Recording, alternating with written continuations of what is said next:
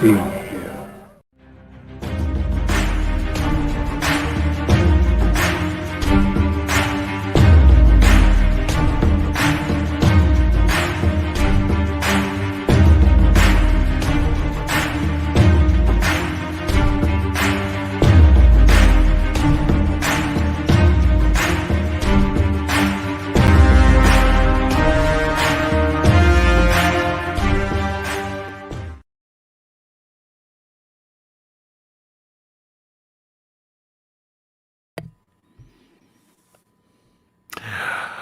Good evening, ladies and gentlemen, geeks and nerds and ambassadors everywhere, and welcome to the Ambassadorial Wing. I am, of course, your host, the Ambassador, and hope you're all having a wonderful Saturday night. Hope it has been a very pleasant Thanksgiving weekend for you all. And before we get started, I do want to apologize for the delay this evening. Computer decided to do a impromptu update, which both is a blessing and a curse, unfortunately. And that's why I had to push the start time back a little bit. But here I am, back at it again. And tonight, as the title and the thumbnail indicate, we are going to be doing a breakdown. We're going to be a reaction and discussion of the brand new Disney Plus MCU series, Hawkeye. And I will be dropping the link in the chat here in a little bit and everything for anybody that might want to pop in and join the discussion this evening.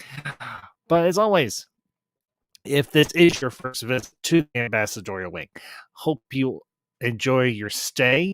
And if you are not currently a subscriber to this channel, if you're not a part of this community and you enjoy the content that I am putting out, if you enjoy my takes, my perspectives, and the same of others, consider hitting that subscribe button. And of course, make sure you smash that like button at all as well. Make sure you string your bow just right. You aim that arrow just at the right spot on that thumbs up button and go.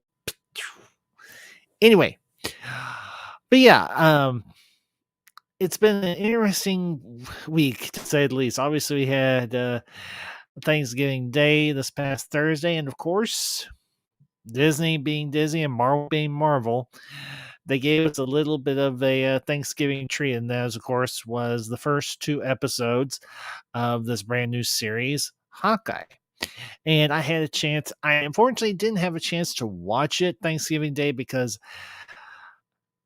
I had work the next day, and we had Mother Ambassador over, and it was busy, and I had to go to bed early because I had to be at work for Black Friday yesterday, and yesterday was just a day.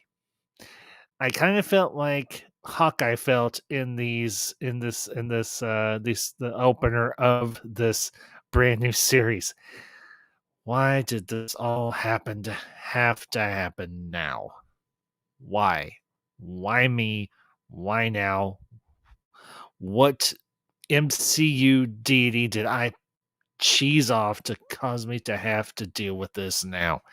All I want to do is go home and spend time with my family. But, yesterday was just an absolute mess of a day. The only bright spot of it was I got off work. I came home, did my stream with the Council of Ones. We did our weekly review of Babylon 5. And then did a little early Christmas shopping for myself. Me and Ambassador, we talked about it, and there were some things that we wanted to get, and we didn't know if or when we would have an opportunity to get them. So went and did a little retail therapy yesterday evening, and today was a better day at work, and I got the chance to come home. Took me a little nap, took me a little power nap, and then popped Disney Plus on, and I checked out Hawkeye episodes 1 and 2, and I was like, I'm glad I waited to try and watch this when I was in the right frame of mind to do it, and I was a lot more rested.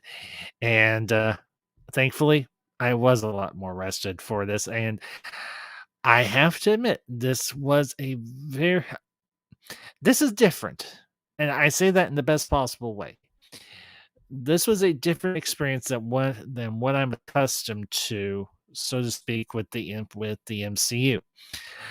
And what we have with Hawkeye now, I've heard some fellow YouTubers, some other Marvel or MCU aficionados and fans who have had the opportunity to read the comic line that this series is based on by Matt Fraction, and I was very interested to see that Matt Fraction was a consulting producer for the series. And granted, now full transparency, I have not had a chance to read any of the current runs of any of these new Marvel characters or any of these characters that they're currently doing series on. So I went into this a bit blind, and I will not lie, I was pleasantly surprised. I liked the fact that they set this up during the Battle of New York from the perspective of Kate Bishop and her family's being the fact that they live in New York City and they live in Manhattan specifically because that's where the Battle of New York takes place. Is I believe in Manhattan, unless it's New York City proper, which it very well may be. But I liked, and just a heads up for those of you who may not know this, full spoilers. I'm going to be spoiling this so if you have not watched this as of yet, go watch this, and after I've done my stream, come back, check out the discussion, check out the stream, and let me know what you think down in the comments. That's what the comment section is there for us to interact and discuss this after the stream is over with. But I have to admit, I did like the fact that they took this angle with Kate Bishop's character being inspired by seeing Hawkeye during the Battle of New York, the battle with Loki, within the first Avengers film. And unfortunately, her father dies in the course of the battle. And it's just her and her mom. And they're sitting there at his memorial service. And the mother, Eleanor Bishop, yeah, pretty sure that's the mom's name.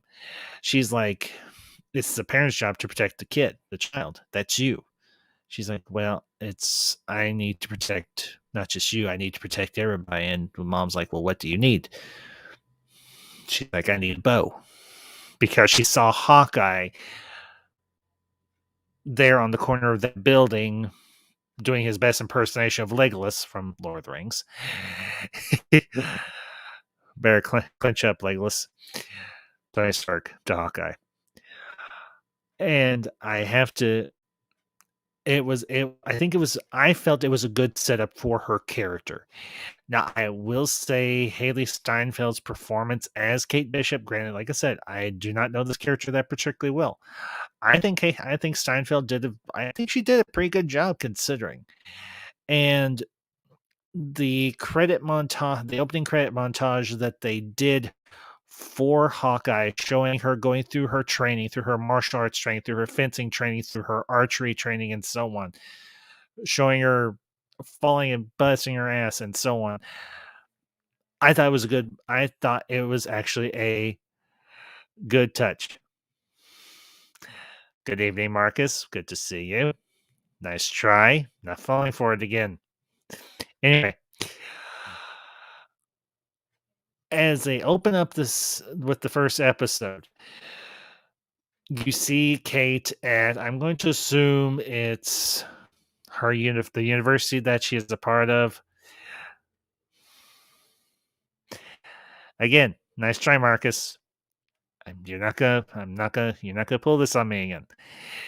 Anyway,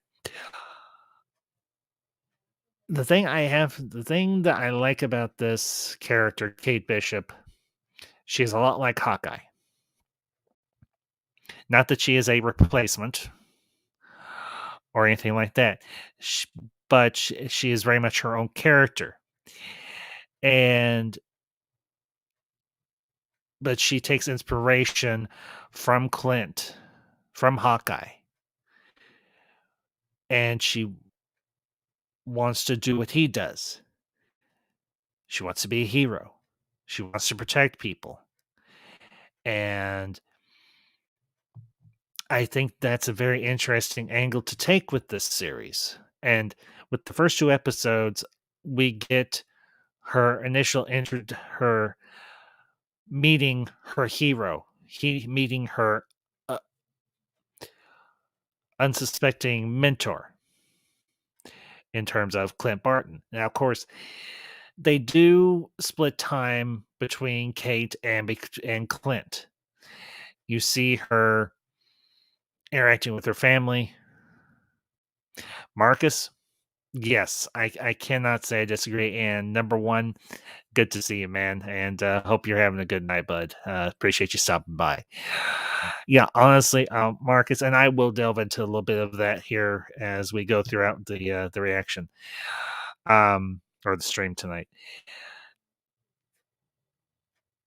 Kate is a very complex and a very interesting character, and here is my perspective on it. Take it for what you will. This is just my perspective. Kate Bishop was inspired by Clint Barton to become a hero. And obviously, she had access to the means and resources to do so. And obviously, she comes from a family of means. They live in obviously a very affluent uh, neighborhood in New York. Number one, great. I'm glad that you did. The th- this will be, and like I said, this will be a spoiler-filled reaction and discussion. And I think so because most of you know when I do cover stuff like this, I encourage you, if you have not watched it, go watch it, then come back. Or if you're the type of person that spoilers don't bother you per se, then great. By all means, stay. So, and for those you, like I said, they're in the chat. I will be dropping the link here in a little bit for people that want to come in and discuss this with me. But right now, I just want to spend a little time just getting my thoughts out there for you all, and then I'll open up the panel for sure.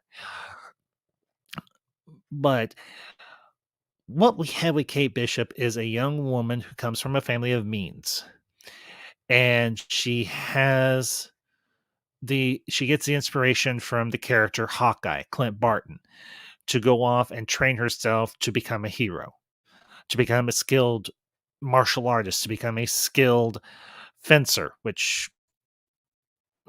something you wouldn't necessarily suspect from a hero per se, but not necessarily a bad thing. But she trains herself to become a archer, and from all intents and purposes, we can see a good one. Now, she is very rough around the edges. She rushes in where angels fear to tread, to use an old term, and she gets herself in her own share of sticky situations, like any up and coming superhero would, or even, well, any hero would. Let's put it that way. Yeah, number one, absolutely, I do agree with that. And I will get into that part of the episode, that for the first episode and everything here shortly. But what we also see in this first episode is Clint trying to live a normal life, being a father, being a husband, spending time with his children. And it was nice to see Linda Candrellini back as Mrs. Barton. I can't remember her character's name off to her first name off the top of my head. But it was good to see her back in a couple of scenes in these first couple of episodes of Hawkeye. And evidently she knows about Clint's run as the Ronin, or Ronin, in while her and the children have been snapped by Thanos. And you see him sitting with the kids in that musical that they teased in the trailer, Rogers. And okay, I've got to say this, and I might catch some flack for this, or you all might agree with me. Either way, the Rogers musical in Hawkeye has got to be one of the cringiest things I've ever seen in a very long time. And I don't say cringy necessarily is a bad thing, because here's the thing. I have a mixed history when it comes to musicals just in general. There are some musicals I absolutely enjoy, thoroughly enjoy, and there are other musicals that I absolutely detest. I would have to put Rogers somewhere in the middle. It's, I think, meant to be somewhat cringy, but I think for Clint, and I really liked his reaction as he's watching the musical. And he sees these performers that are playing these people that he knew in real life, including himself. And of course, you see the performer that's portraying Natasha Romanoff, Black Widow, who obviously we know at this point is dead, and he was there when she died. And he has a very interesting reaction to that, and I think just in general to the um play the musical in general. But he has a very interesting.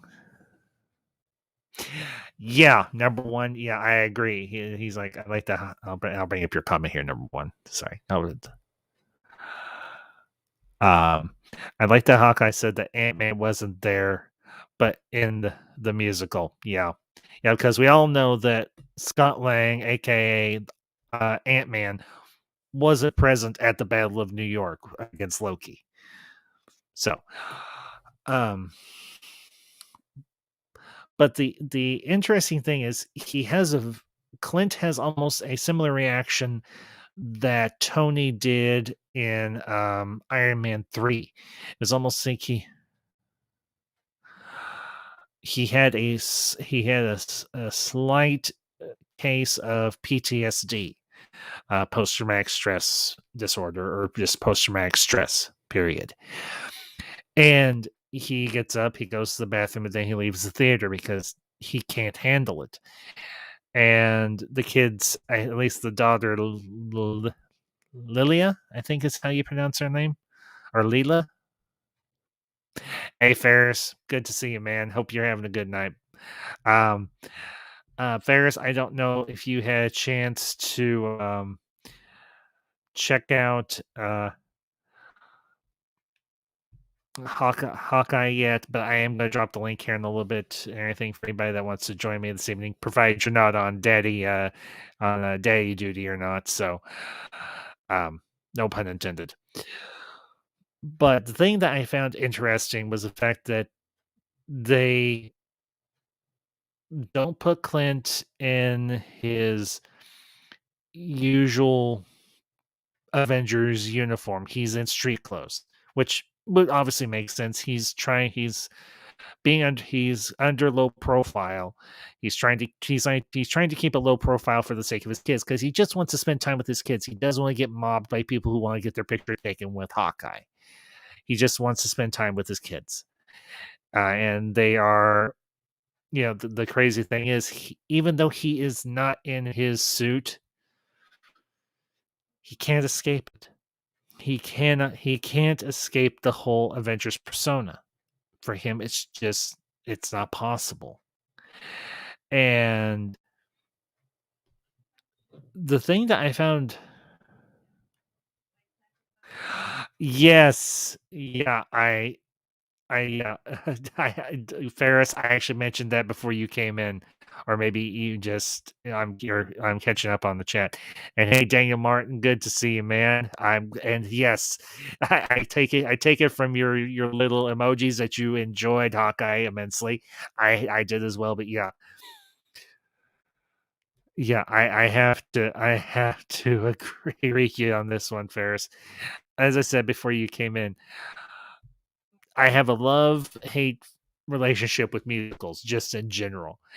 And the Rogers musical, I don't know who they got to do the songs or who did the dance choreography or anything else, but it was just painful. Now, in a funny way, yes, but at the same time, it was just bad. It made my I was like, "Oh, please end this scene. Please end this scene. Please, please, please, please, please end this scene." Thankfully, they did. And then they end up going out to dinner, and Clint's there with the kids, and he's like, "Okay, we're here in New York City. It's 6 days before Christmas. What do we all want? What do y'all want to do?" And he's like, "Do y'all want to go see the tree at Rockefeller Plaza?" And they're like, "Yes, let's go. Yeah, sure, we'll go see the tree." He's like, "What else you want to do?" He's like, I think it's the eldest boy, and Nathaniel says, ugly sweaters." And another kid says, "We want to build gingerbread houses." And he's like, "Okay." He's like, when we get home, we will do all those things." So, yeah, yeah, Daniel totally forgot about Spider-Man the musical. Well, not to mention, if y'all remember, Into the Spider-Verse, I think it's Peter B. Parker, that does a CD. No. Just no. Superheroes should not sing. Now, Marcus, I have heard about Echo, but I don't. Now, I will keep Marcus, as I said before you came in. I have not read a current Marvel comic, and I have not read any of the current Marvel comic runs that they have been doing over this last several years. So, I don't know a whole lot about Echo. I will do some research on that and get myself familiarized. Now, obviously, I do know who Daredevil is. That's a given. Anybody who reads Marvel comics knows who Daredevil is, but I don't have an idea who Echo is. Yeah, I know he often does, but here's the thing. I've come to not 100%, but I have come to see Mr. Sutton as someone who seems to know his stuff.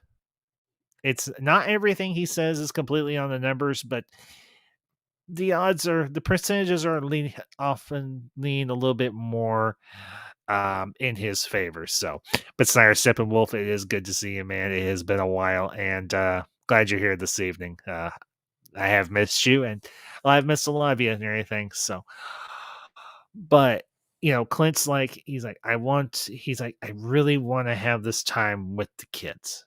He's like, I want to have my time with my kids. I want to have my time with my family because obviously this takes place relatively close to the time of the blip, everybody getting back.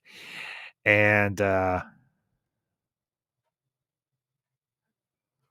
let's see. Sire said, well, Kingpin's gonna brainwash her that Daredevil killed her father.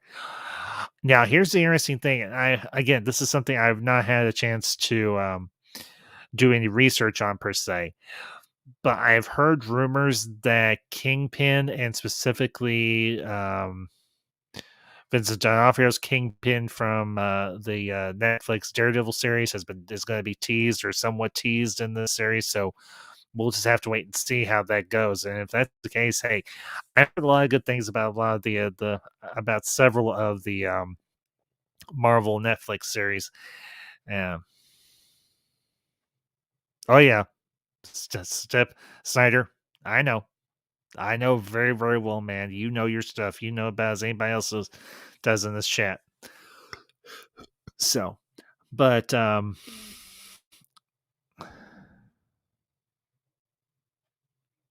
yeah, and hey, Snyder, if you know me, you got criticisms, put them out there, and I will address them. But I have to say, um,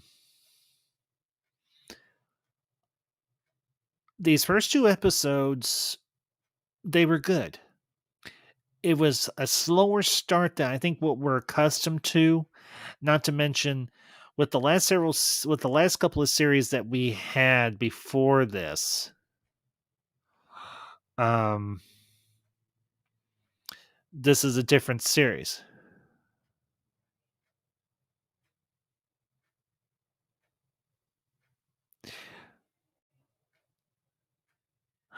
Um, honestly, Ferris, I'm not entirely sure. I'd have to do some research on that. Yeah, Daniel, like I said, I've heard a lot of good things about Vincent D'Onofrio as Kingpin as Wilson Fisk. So, and being as we have Netflix, I don't know if Netflix still has those series on the site or not. I may have to go back and check them out. At least the Daredevil series, being as he's getting teased for No Way Home. But the thing I found interesting, I mean, we before this we had What If, and before that we had Loki. This is obviously dealing with more earthbound stuff, not so much in terms of the more fantastical, the mystical, the cosmic elements of the MCU. Well, and for instance, like with Eternals, which I've heard people had mixed opinions on. Some people absolutely liked it. Some people were on the mill. Some people absolutely thought it was boring as hell. But y'all know my take on it. I thoroughly enjoyed it. I That's the long and short of it. I did. I enjoyed Eternals. But yeah, I'll have to do some. I'm gonna have to. Ferris, y'all know me. I will be upfront with y'all. I have not had a chance. Like I said, I have not had a chance to read any Marvel comics in a very long time. Um, so I'm a little bit out of step with all of you who have had the chance to read those comics. So, but if that is the case, that he that this is something new that they introduced for the character, that he has a family and so on, I'm good with that. So let me bring up your comment here, Snyder.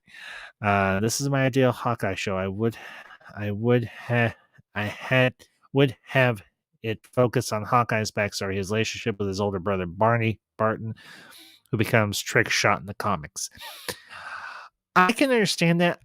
Snyder, I don't know if you're aware of this, and for those of you that follow RJ Resident Justice, he has mentioned this numerous times that this particular series is based on the Matt Fraction comic book run of Hawkeye that deals with Kate Bishop specifically. So they may not have included that particular storyline in the Matt Fraction series. So, um, again, I'll have to check that out. I mean, I know where I need to go. Comics Explained. He's my guy. I know a guy. His, his name is Comic Explained. So, and yeah, Marcus, I'll bring up your comment here. Hawkeye said that Stark sold the Avengers Tower a few years ago. Who might be the new owners?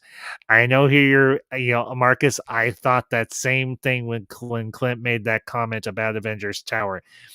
It is potential that it could be a certain scientist with the last name Richards. We'll have to wait and see. So, let's see. I'll bring up your comment. Let's see. Yes, Cider, Robert Jefferson. Yes, he is. Yes, he is. Trickshot, who joined Norman Osborn's Arc Avengers in the comics. I would have had the story dive into the Budapest story with Natasha. I can understand where you're coming from, Snyder, and who knows, we might actually get a flashback to that potentially. Believe it or not, guys, I have still not had a chance to sit down and watch Black Widow. Even I got it on 4K for me and the missus because we wanted to have it and everything, but I have still not had a chance to sit down and watch Black Widow. I know a lot of people have put their comments out there about it. Some people say, again, it's kind of like with the Eternals. Some people say it was really, really good. Other people say it was down the middle. So there was some good that was some stuff that was good, some stuff that was bad, and other people say it was just trash. So, and PLK Entertainment, hey, how you doing, man? Appreciate you stopping by. Yes, and Cyrus Steppenwolf, yes, Comics Explained is awesome. Yes, he absolutely is. The opening 2 episodes were okay, nothing amazing, but enough to keep me interested for now. Yeah, PLK, I'm kind of in the same mindset that you are. I thought these first 2 episodes were were a interesting setup for what the series is going to be. As I was starting to say before I got into your all's comments here, I think what this looks to me like it's going to be more of a street level crime story set in the Marvel universe.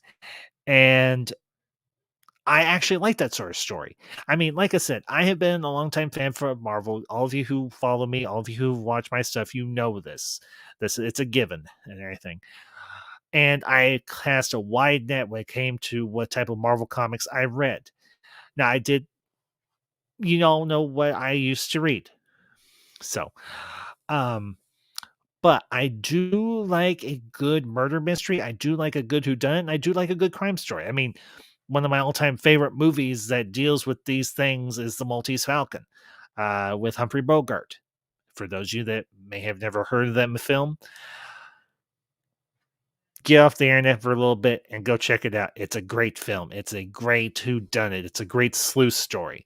And I want to say that Hawkeye is not exactly in the same vein as this, as that movie, or even the book that it's based on, but it's a crime story. It's a murder mystery because we do have a murder. And when I saw the name Simon Cowell in the credits, the opening credits for the series, I was like, wait a minute, I know that name. And then when I saw him as Armand Duquesne, I was like, I know him. He's been in a lot of stuff. The last thing I remember seeing that actor in was actually a series that Madam Ambassador introduced me to, and that was Outlander. For those of you that might be familiar with that series, it's over on Amazon. I want to say it's Amazon. No, is it Netflix or Amazon Prime? It's one of those two. And he had a reoccurring part in that series, and he played a really interesting character. And I was kind of sad to see him get was again spoilers, guys. I was kind of sad to see his character get killed off because he was a I really like Simon Cowell as an actor. He's done a lot of stuff in his career that I really enjoyed. Uh, well, another thing he did, and y'all might okay, kind of going back to what I mentioned about musicals. He played a part in the film adaptation of the Phantom of the Opera. He played one of the opera owners. So, and I loved his. Granted, he didn't have a whole lot of screen time in this first episode, but I liked what they did with his character. He was quirky. He was somewhat sinister, and I really enjoyed his performance. Let me bring up your comment here, Snyder. At the end of season 1, I would have teased Kate Bishop, and this would lead into a Kate Bishop show on the MCU. This is my ideal episode. Yeah, I get what you're saying, Snyder. So let me bring up your other comment here. Also, I have explored Hawkeye's time. I would have explored Hawkeye's time on how he developed that persona and how he got a lot of Emmys. Well, here's the thing, Snyder. I have a feeling we might get some flashbacks in terms of that as we work our way through the series. They can't load too much into these first 2 episodes. So I would say for the time being, be patient. You might get exactly what you're asking for. I can't remember how many episodes this series is per se, but you might get exactly what you're asking for. It's just they're building towards it. Let me bring up your other comment here. Um, for me, this show feels more like Kate Bishop's show instead of Clint Barton's. Um, I think given let's see, it's 6 episodes. Okay, sire, thank you, appreciate it. I'll bring up your comment here, Ferris, real quick. Hawkeye is like a crime drama series. It's becoming on the same level as Daredevil and Jessica Jones, just minus the bloody violence and cursing. Well, there is a little bit of cursing, but I get what you're saying, Ferris. Um, let's see. Would like to see more Ronin. I would like to be. I would. I would be up for a series just focusing on that point in time, but I know this is a Kate Bishop Hawkeye centered series. Yeah, Daniel. Here's the thing: if this hits off the right way, you might see Kate Bishop. I mean, I imagine we're going to probably be seeing Kate Bishop um, as a reoccurring character down the road. I know that there has been speculation that that they're trying to build towards the Young Avengers, and that Kate Bishop is one of the characters in that group. So we'll just have to wait and see what they do. Let's see, Marcus. I'll bring up your comment here real quick. Rumor: Jamie Dornan is in talks to play Mr. Fantastic. Reed Richards in MCU. Jamie Dornan is from 50 Shades of Grey. He plays Grey. We'll have to wait and see. So, uh, oh, they might be saying up Snyder. I think that's kind of the gist of where they're going. Um, I know there's been talk that they're potentially going to be bringing in Riri Williams as Ironheart. Fun fact: I actually have her Marvel Legends character. I actually was able to get that entire set to build the Ursa Major uh, build a figure. So, um, honestly, Marcus, if they do, if the rumor pans out, okay, fine. If it doesn't, it's no skin off my back. I mean, for me, so um, honestly, here's the thing with Hawkeye. I know we all have these expectations for what we want to see, what we hope to see in the series going forward. But here's the other factor too. We're only 2 episodes in. There's 4 more to go. And we know how Marvel has built these series going over the last since the beginning of this year. I mean, we obviously we got Falcon Winter Soldier, we got Loki, we got WandaVision, we got What If at this point. Let's see, was there something else in there? Let's see, WandaVision, and then Falcon Winter Soldier, and then Loki, and then What If, and now Hawkeye. Well, 4 or 5 series now. They're able to usually tell a pretty decent story. Yeah, Marcus, I know, dude. It's cool. So, um, honestly, for me, I play the long game. I will wait and see what they do, and when they make their move, I will judge it then. Let's see. I'll bring up your comment here, Snyder. Just 1 second. Young Avengers characters in the MCU: Eli Bradley, Cassie Lang, Kate Bishop, Riri Williams, Wiccan, Speed, and maybe Hulk from the Secret Invasion show. That's entirely possible, Snyder. So we'll have to, if that's the direction they're going towards. Cool. You know, I've you know some people may call me simply a Marvel fanboy. I simply call them or an MCU fanboy. Uh, I call myself simply a Marvel fan. I point out what they've done well. I point out what I didn't care for. Let's see. And Ferris, I'll get to your comment here in just a minute, but don't worry. Yes, I am a Marvel fan. You all know this. I've read Marvel comics since I was a kid. Since, well, to quote one of my all-time favorite fictional characters, I have been reading Marvel comics since long before all of you were born. Before you were a glimmer. Yeah. Snyder, for me, though, I lean more one direction than the other. I don't have a dislike or a disdain or anything for DC. It's just that the characters didn't really latch onto me as much as the Marvel ones did. So, but again, I'm just not one of these overly hyperbolic people that just wants to either overly hype, although there have been times I have gotten that way. I mean, go back and watch my stream last week from Ghostbusters Afterlife. I absolutely positively loved that film. That's about as hyped as I have been for a film that they all see me do a review for. Not that I didn't enjoy all the other ones I have covered and I've seen and everything else too. And some people may claim I'm a Marvel chill. I gain nothing from giving positive reviews to the Marvel properties. Absolutely nothing. I state my honest, unbiased opinion. Nothing more. So with the first two, with that being said, with the first two episodes of um Hawkeye, it is a good setup. Now, the thing I will say, um, with episode two, you really start to get a feel for the dynamic that they're trying to build with Clint and Kate.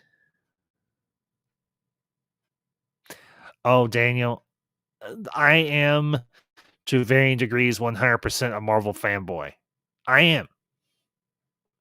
I absolutely positively, as a fellow that I see in many chats and making many comments on other fellow YouTubers' channels, says Marvel is the gold standard.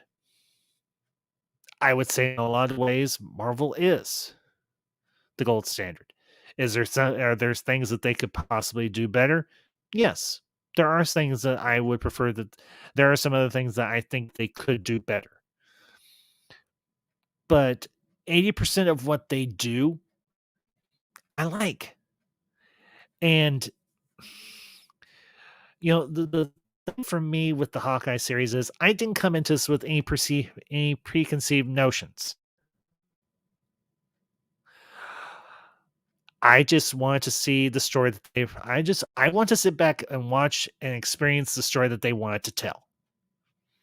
The first two parts, I've liked the story that they have told, and they left it on a cliffhanger. So I'll be interested to see what episode 3 is going to bring us. Now, I do want to do a little bit of theorizing, because for those of you that watched the first two episodes, I want to posit this to you. The character that we see in that room off to the side from where Clint and Kate are being held, I'm wondering one of two things. If that woman is a relation of one of the crime lords that Clint killed over in Japan.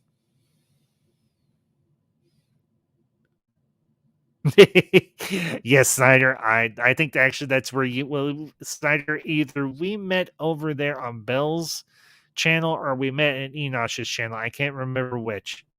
But yeah. And so yeah, Daniel would know. Absolutely. But getting back to my theory, either that woman is a relation to one of the crime bosses over in Japan that Clint killed, or she has a potential connection to the Ten Rings and possibly the new Ten Rings that's under the control of Shang Chi's sister, Zizi. So, I'll always call Bill an MCU hater. I don't think Bill is necessarily an MCU hater. She's just more hardwired towards DC, which I can respect. I'm more hardwired towards Marvel. Again, I don't just to offer my perspective on this just for a brief, and then I'll get back onto the review. Number one, that's a possibility. I don't honestly know for sure. So, um, we'll honestly have to wait and see. So if you happen to know for sure number one, okay, great. Um,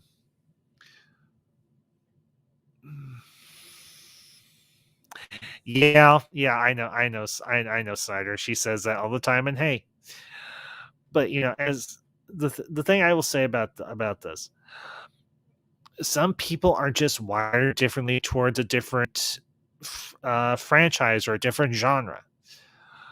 A person can absolutely positively love Star Trek and not care one bit about Star Wars because it's not how they're wired. For others, myself, and you want to use the parallel of myself and Belle Reeve, she is more a DC person, but there are aspects of Marvel that she enjoys. I myself am pretty much hardcore Marvel across the board. There's only maybe one or two DC characters that I even remotely like, and that's the truth. So, and Aaron Ward Order, good to see you, man. Appreciate you popping in. Um, Echo is basically like an electro type character. Okay. Um, like I said, Snyder, I'll do some research on her, and so I can be a little more well informed about that. So, um, I've been going a little bit now. I've kind of got my thoughts out there initially on the series, on the first two episodes. So I am going to go ahead and drop the link in the chat so that any of you, and hey, I'm going to say this, even if you have never done a single stream in your life, ever, if you want to come in and you want to talk to me about this, if you have the means and the ability, come in. That's why I post this link. I don't do it just for, well, to quote an old phrase that my grandmother used, for shits and grins. So if y'all want to come, if any of you want to come in and talk to me about Hawkeye, sorry, brief brain fart there.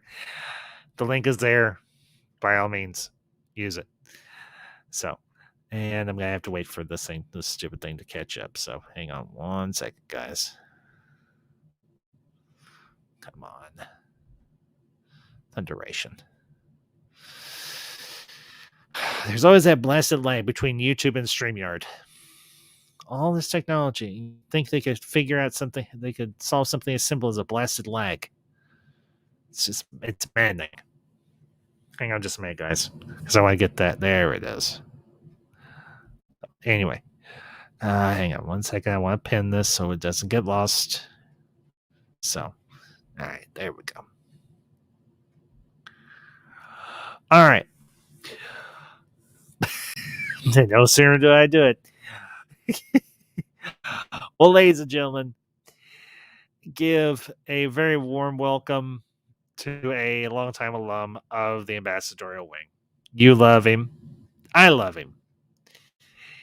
He is definitely, he has a vision and for the world, and we all know him simply as Aaron World Order.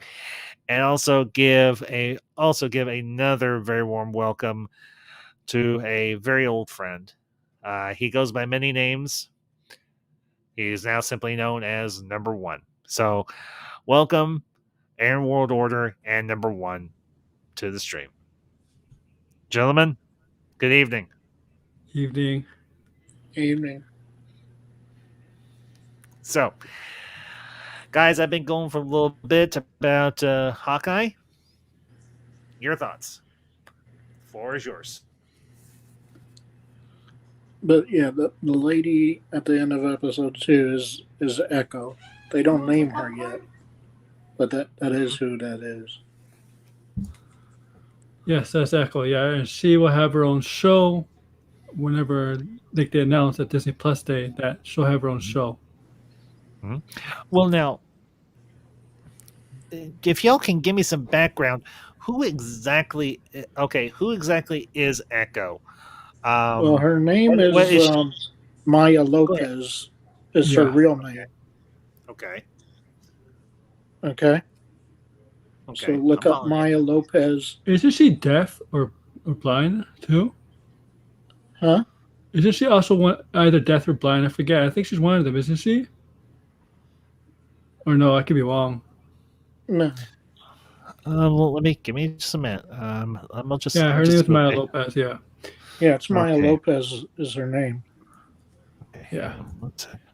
And Purple. she is,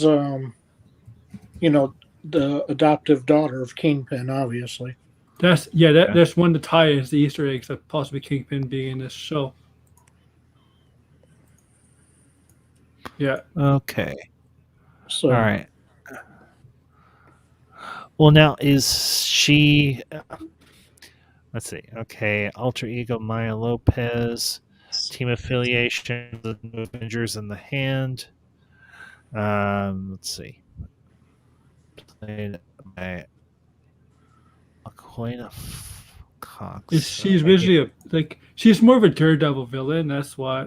So that's why like the Daredevil and the Kingpin stuff is possibly like really like going to happen in the MCU.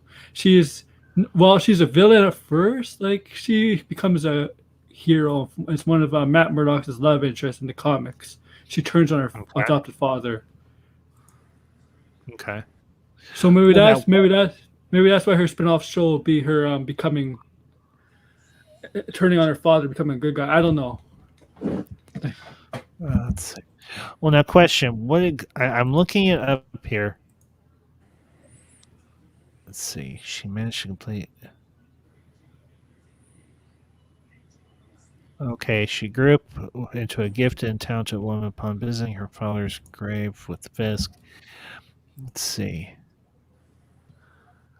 I'm trying to find out what the heck her abilities are. Can you guys fill me in on that at least? Or do y'all know per Yeah, se? Okay.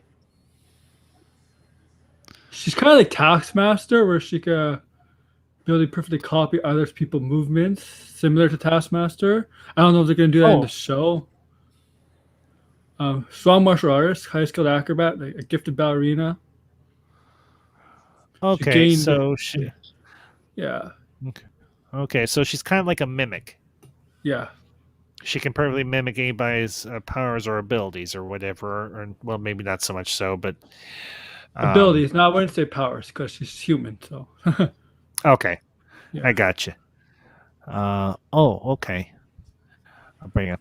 Yeah, some of your Sentinel's comments here. Let's yeah. see. She has photographic reflexes. Okay. Thanks. So, um, but it sounds like she's not. She's also she's a good marksman like Bullseye. Okay. All right. Well, thank you guys. I appreciate it because I have, like I said, I have absolutely no idea who this character is. I mean, I don't mind doing research. It's just I saw this character at the end of episode 2, and I'm like, okay, who are you? Why do you look so pissed? So I don't think she really wins the Traction Gang. Like, I think my theory is like all the gangs you see in New York or whatever, the Traction Gang, whatever other gangsters, they all work under one umbrella with Kingpin. That's why the Echo is there. okay.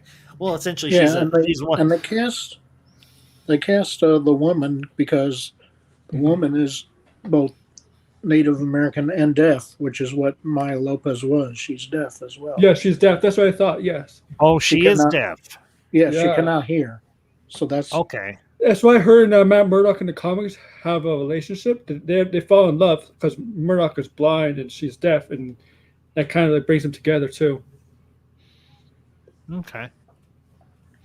So, well, for those of you that know the character, I'm glad that y'all got excited for that because, like I said, I didn't. I'm like, okay, you're obviously pissed about something. So, what exactly are you pissed about? And, I'm happy. It's just gonna Kingpin. That's just gonna show Kingpin's involved in MCU in some way.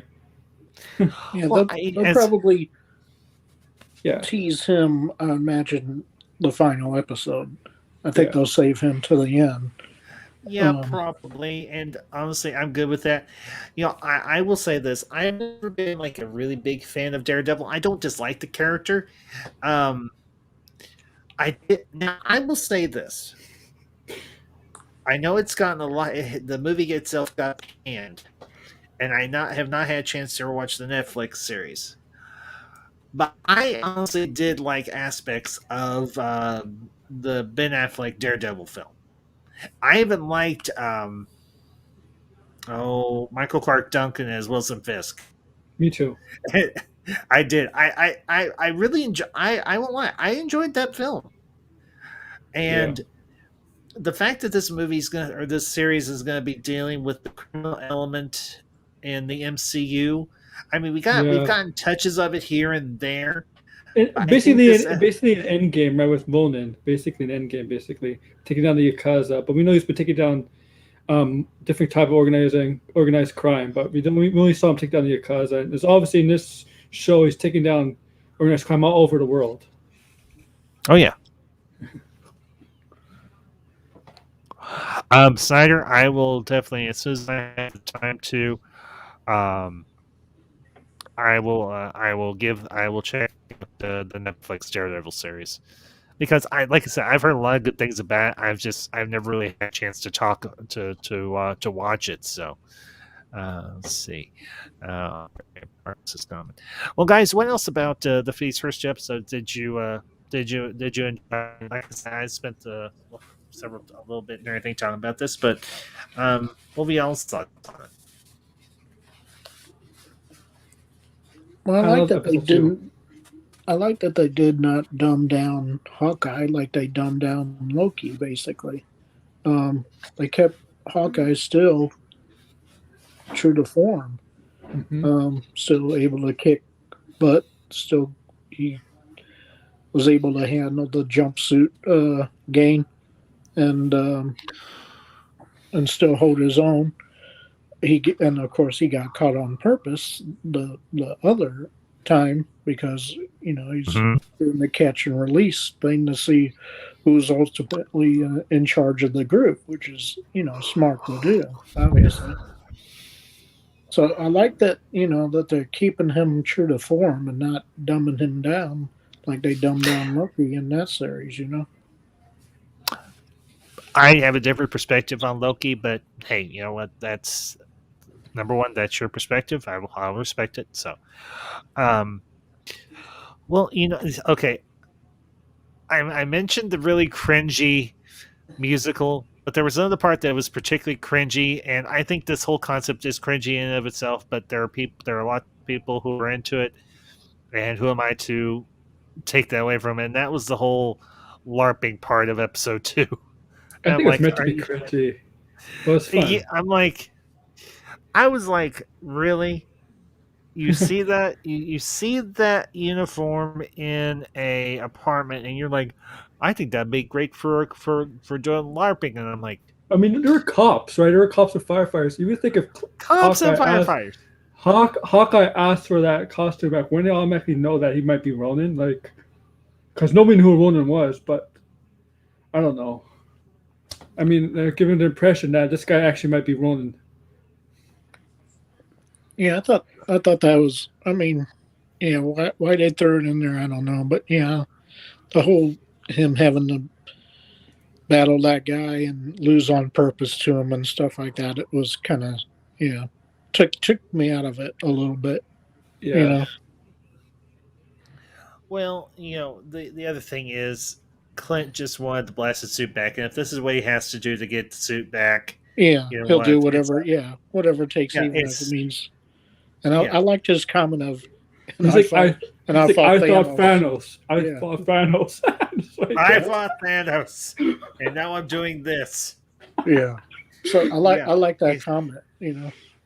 Well, yeah, because it's very tongue in cheek, and there is actually some really there's some really good tongue in cheek humor in these first 2 episodes. I have to admit, I thought these episodes were, and I imagine it'll be the case throughout the series. The writing was strong. I thought it was actually. Like I said, he's not being upstaged by a different another like Loki was. Loki was constantly upstaged in that series. Hate to say it, but he was. So I'm glad that they're not doing that this time. yeah, they're having a woman still in it, but she's basically his, to the most his equal, not surpassing him. Well, no, because I mentioned this when I first started. Number one, I don't know if you were in here. The thing about Kate Bishop, she's got all the skill, she's got the ability, but in terms of doing hero work, quote Yeah, he unquote, doesn't have the for like experience. Yeah, exactly, she doesn't have the experience, and he passes a few things off to her, and I imagine throughout the course of the series we'll see more of that. She'll learn. As She's no, she's very she's she's very intelligent. Like you could well, tell, she's yeah. very intelligent. Well, considering the fact that she learned to be a quote unquote master archer, a quote unquote master fencer, and a martial artist, At 15, black that belt. that takes a lot of dedication. That takes a Yeah, lot of discipline. And it's still not good enough. Like no, not good enough, but pretty yeah, damn good. I mean, yeah. she holds her own against the tracksuit mafia But guys. she wasn't. She couldn't hold off when a bunch of them come at her. Like No, there's Hawkeye no way can. she. Yeah, No, she. There's no way she could hold off all of them. But you know yeah, what? She did give them a run for their money. That yeah, was the thing for me that I was impressed with. She was obviously out of her depth. She was doing what she could against these guys, and she knew how to adapt her fighting style, her martial arts training, to where it served her in that role. And here's the thing. I know some of you have made this comment, and I know imagine others will too. We spend more time with Kate than we do with Clint, but here's the thing. We know what Clint has been up to for the most part since the end of Endgame. He's been spending time with his family, more than yeah. likely. He's basically kind of retired again. Yeah, he's in retirement. He's just living his life now. He's not doing any hero work or anything like that. He's just living his life with his family. That's it. That's the long and short of it. So I think it is appropriate that we do get more time with Kate Yeah, because we don't know anything about her. We don't know about her family dynamic. We don't know anything about her as a character. So whereas others might see her Clint being upstaged, I will say this: we've had time with Clint, yes, you and have. we've had time with Clint throughout all the films, at least through the Avengers films, up until this point. So, her getting more of a focus in the first episode, in particular, I think was appropriate. I think he got. I think they kind of did Clinton very well in the first episode. Yes, it was Kate. It was Kate heavy focus, but they did show like the first scene of like when he was at the play and he saw the actress who was playing Natasha, and that Hmm. about flashbacks like in his mind to Natasha's sacrifice for the Soul Stone. I thought that Well, was yeah, important. yeah.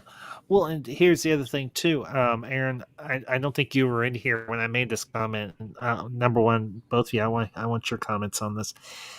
I think Clint had a bit of a PTS Yeah. moment during that part of the musical, kind of like what happened to Stark in Iron Man 3 when the kid asks him to sign the drawing, and it flashes him back to where he's gone through the portal, or he's falling back, and he goes into a very tense state.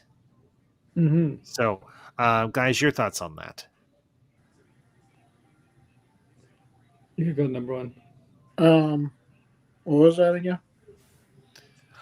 What I said, number one, when Clint was with the kids at the musical, the Rogers musical, and he Hmm. sees the actress as portraying Natasha up on stage, it's almost like he has a similar reaction. He has a PTSD moment, like Stark did in Iron Man 3 when he's reliving or remembering when he went through the portal in the first Avengers movie.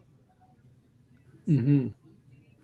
Yeah, I mean, yeah, just seeing obviously, the woman as Black Widow, yeah, it would definitely cause some, you know, some of those emotions and thoughts and stuff like that to surface and everything.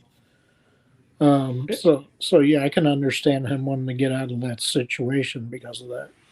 It's also foreshadowing for you need to believe at the being the show to go after Clint, Yeah. who Well, they also do more foreshadowing with the swordsman, who's yeah, who's Jocks, obviously, is the one that's going to marry, you know, the Kate's mother. yeah, Kate's yeah, mom, because he's the one. The swordsman is the one that teaches Hawkeye, you know, all the yeah. sword um, moves and everything. So It's not so gonna be. right That's now, not gonna be in the show. That's not gonna be. yeah, it ain't Currently, gonna be, that's yeah, not it gonna ain't be. gonna be in the show. But He again, just might know who Ronan is. That's it. yeah, but again, they're calling in all these villains that Hawkeye has got to, I guess, convert to good, basically. Um, so it, I don't know. Yeah, I don't see how in just 6 episodes they can turn him from bad to good, but maybe it'll be because I get a feeling this has got to go on for more than one season. Obviously, you can't just do 6 episodes and be done. Um, Yeah, yeah. Here's the thing. Thus far, most of the series that we have gotten have been one-offs. One Division was a one-off. Obviously, it's going to lead into Multiverse of Madness. Falcon and Winter Soldier I would imagine, is a one-off. Obviously, It is. Loki is getting a season 2. I would imagine What If's going to get a season 2, considering the reception for it. It We'll have is. to see how this. We'll have to see how the reaction for Hawkeye is. But this could potentially work its way into a second season. It's gonna lead Potentially, into. we don't know Yeah, for it's sure gonna. yet. I would say Kate Bishop will have more of an active role in future Marvel Cinematic Universe yeah. projects, whether it's season 2 or the movies And coming up. Yeah. Yelena is supposed to be in this series towards the later part too. Yeah. Yeah. Oh yeah, the new Black Widow. Yeah. Yes. Well, like I said before you guys came in, I've still not had a chance to watch Black Widow. I've heard some people say it was really good. I've heard other people say it was meh. So I want to It watch was it. okay, you know. Well, Yeah, For what it was. She was the this best is part. the I'll tell you, I believe it was the best part. She was the best part of the film. Well, it also has one of my all-time favorite actresses in it, and that is, of course, Rachel Weisz. So Yeah. I'll be interested to Yeah. see. It'll be I nice to like. see her back in something. So Yeah, I liked go ahead, her number. character, and of course, the Yvonne Oh, the big character. guy, Yeah, the big the guy. Yeah, the Crimson crimson. Guardian or Crimson Dynamo Yeah, or whatever his Red code name Guardian. is. Red Guardian. Red yeah, Guardian. Red yeah, Guardian. Thanks, yeah. Aaron. I Appreciate it. like their two characters probably the most in that film. I mean, your Elena was okay, Florence Pugh or whatever, Mhm. and of course Natasha was okay, but yeah, yeah, just when Rachel Weisz and the Red Guardian are on the screen, they just command the screen more when their Yeah. characters are involved, and I thought it was interesting that. Well, I guess I won't say too much since you haven't seen it Oh, yet. But it's okay. Number one, I mean, Mama Bastards already seen it. She's told me about the biggest chunk of the movie, so I don't have a big issue with spoilers. This is the one criticism that I do legitimately have, and I know I don't want the other movie removed from the MCU or anything like that. I did enjoy the other film, but I would have rather seen Black Widow get her own solo film before and now. I think that's the one misstep that well, yeah, they yeah, they should did. have shown that way before Endgame. Let's just put it that way. Yeah, I think Yeah. it definitely should have been done well before Endgame. So, and hey, hey Tim, Tim's talk. Good, Tim. It's good to see you. Well, and Um, even before Infinity War too, really, when you think about it. oh But yeah, yeah, But they So- wouldn't have the after credits scene with you only believe with one of Revenge of Clint if they did it before Endgame. They couldn't do that after credits scene. So I guess That's the true. placing for that after credits scene kind of makes sense. But in all, I do kind of agree with you. Like really, that they should have had a Black Widow movie before, Well, like at they least could have- maybe after Civil War or something, because that movie took place after Civil War. but yeah, I really liked Rachel Weisz's character in Black Widow probably the most, just because she tells Nat how to defeat obviously the head guy of the Red Room or whatever. Yeah, Because he has some Smasher. he has some pheromones that he has that make it that the Black Widows cannot kill him, obviously, but she purposely has him beat her up basically and sever a nerve in her nose so that she cannot smell those pheromones and thus kill him basically. yeah. So I like that part of that she used her mind basically to defeat him. And yeah, it's good, but yeah, it does drag in a few points of the movie. Yeah. So But yeah,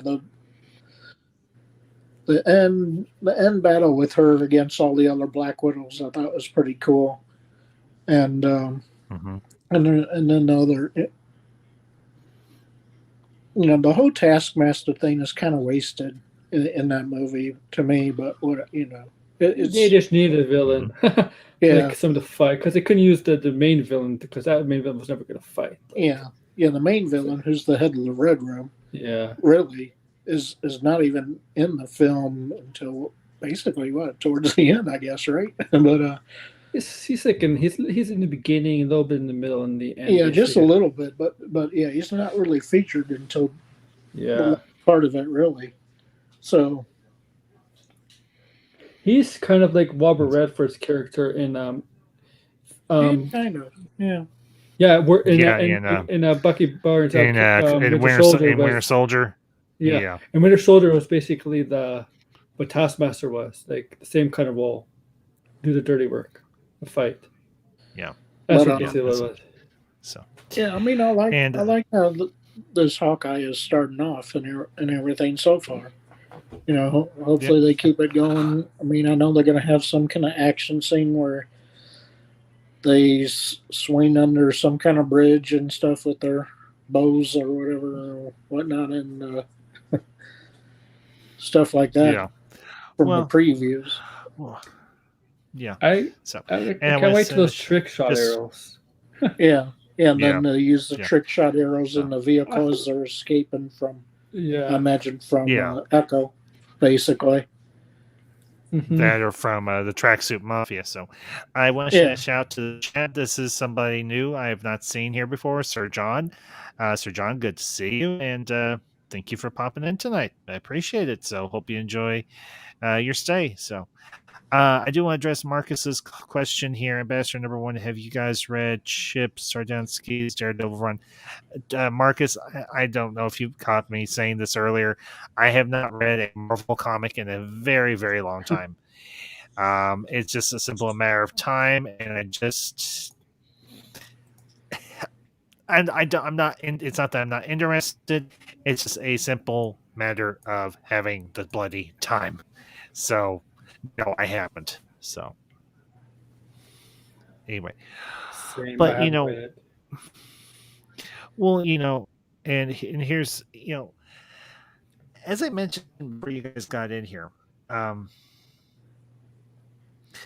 this particular series is going in a different direction or going into a different realm of the Marvel universe that we have gotten glimpses of before. particularly with the Netflix series that they did in terms of Daredevil and Jessica um, Jones So and Punisher and so on. This is dealing more with the organized crime, the criminal underworld aspect of the MCU.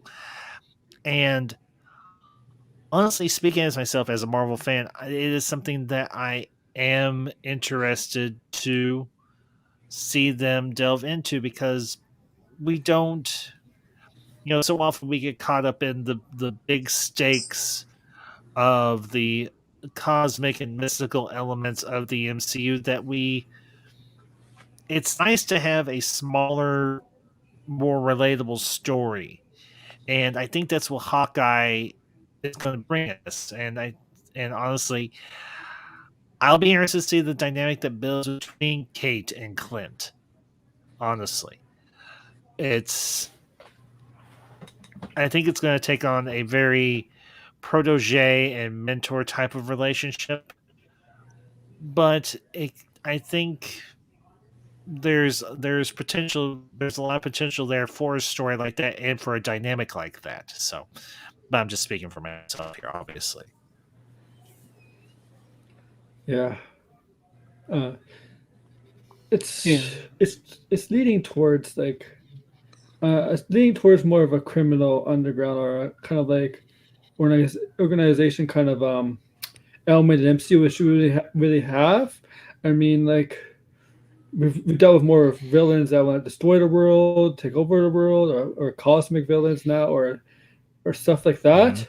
And now we're getting like more of a, or now we're getting more of a. Seems like with this series, we're getting into the organized crime.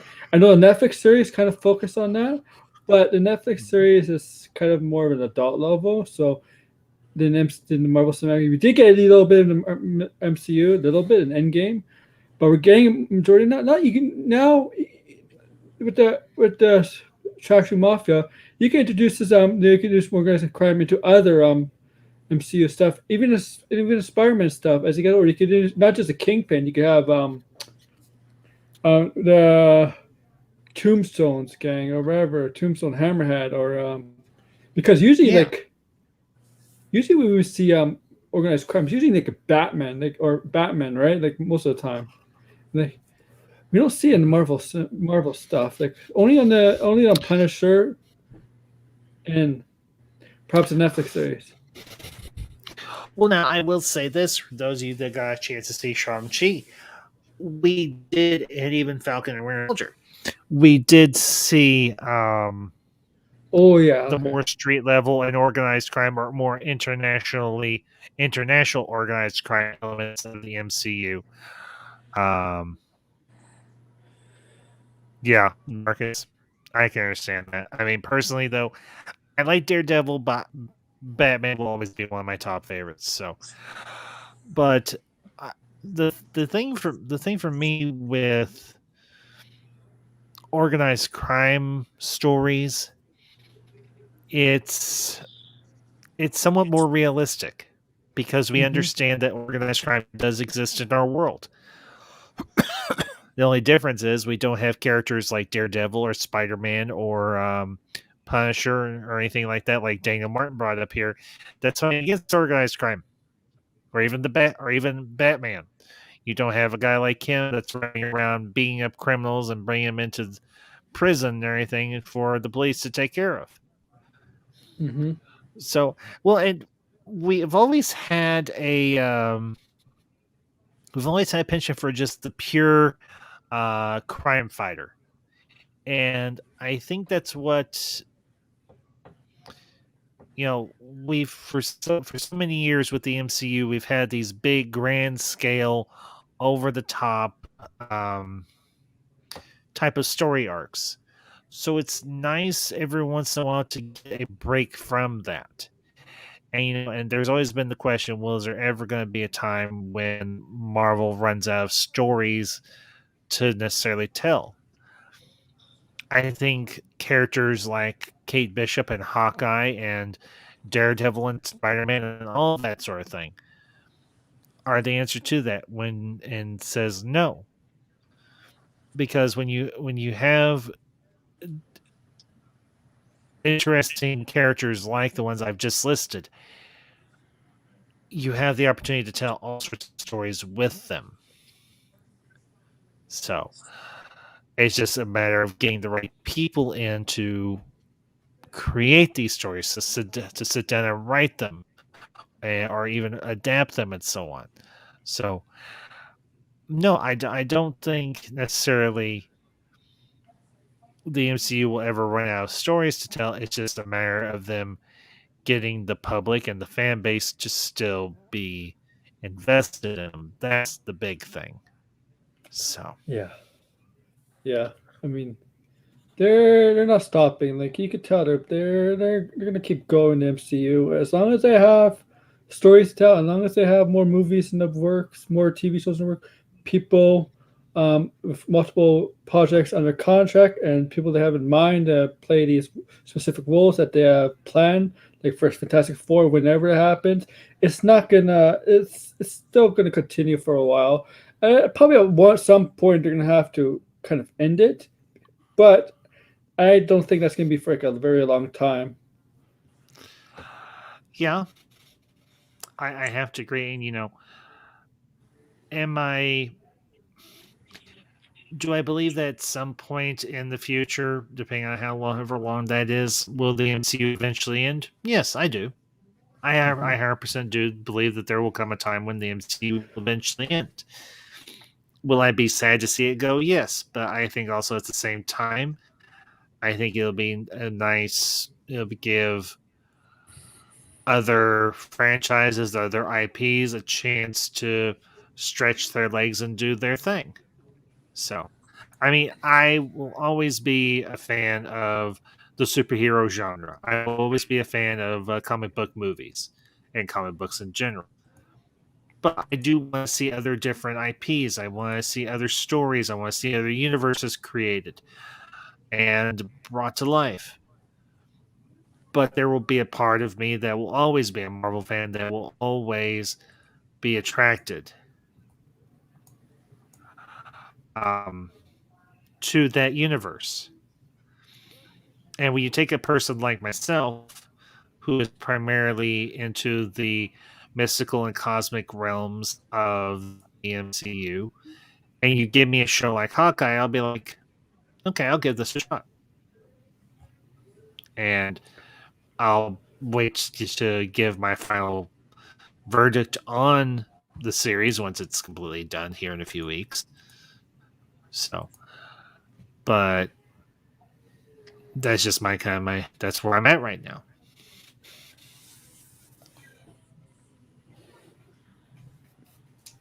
Yeah. Well, how long do we have for this series? 4 more episodes for a month, right? 6 episodes. Let's see. Two. We got 2. Drop this week. It'll be one a week after this. So, it should be over before Christmas. Let's put it that way. Well, it'll have to be over before Christmas because Book of Boba Fett starts on the 29th of December.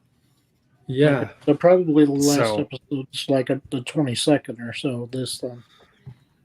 Somewhere along there, yeah. And then, of course, don't forget we've got No Way Home in between there. Now, granted, people still watch streaming content and they'll go to the movies as well. And let's just be honest here. No Way Home is probably one of the most anticipated movies of the year. Yep. So, well, if it doesn't break $1 billion, then I don't even think that's. I would be surprised, but honestly, I'm sorry. I mean, keep cutting off. Go ahead. Well, either people are starting to get burnt out on the MCU, or if it makes $1 billion, then maybe they haven't. Maybe a few movies can still bring people back to it. Mm-hmm. Well, I wouldn't be surprised if that happens. Yeah, I mean, I expect it to go over $1 billion, but if it doesn't, then I'm saying that people are basically burnt out on it. Then that they basically stopped after Endgame, pretty much. Well, I know know there's that some. I've got some friends who did stop watching the MCU or MCU content or Marvel content after Endgame. That's their prerogative to do so. Myself, I saw Endgame as a culmination of these first 10 years of films that have been brought to me. But I still have that investment in the universe because one, there are still elements of the MCU that they have not even touched yet, and I want to see what they can do with them It's a large going down the universe. road. Yes, it is an immensely large universe, and you know, as I said before, and I'll say it here with you guys, with everything with you guys. I did enjoy the Eternals. I've actually considered doing a follow up, just solo video on the Eternals because there's aspects of that movie that really didn't get a chance to discuss when I did my live review of it a few weeks ago. I know it's a different film than what we are accustomed to in terms of the MCU, obviously for various reasons. A different director, a different tone, everything across the board. But I did enjoy it. And I think it was a rather interesting move on the part of Marvel Studios to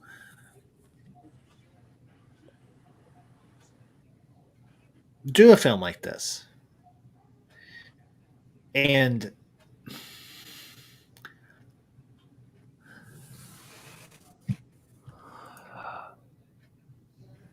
I enjoyed it because it presents a lot of different dynamics that we haven't gotten in